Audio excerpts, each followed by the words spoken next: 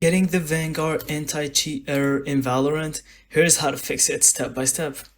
First, restart your PC. Sometimes Vanguard doesn't launch properly, and reboot forces it to reload.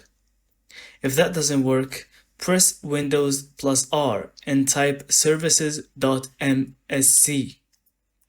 And then, find VGC service. Right-click on it and go to Properties, and in Startup Type, set it to Automatic. Then click Apply.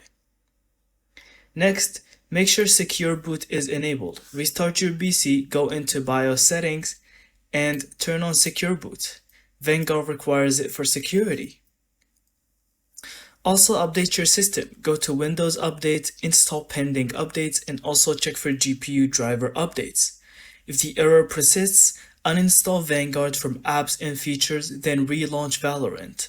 The game will automatically reinstall Vanguard with the latest version. And that's it. After following these steps, your Vanguard anti-cheat should run smoothly and you'll be back in Valorant with no errors.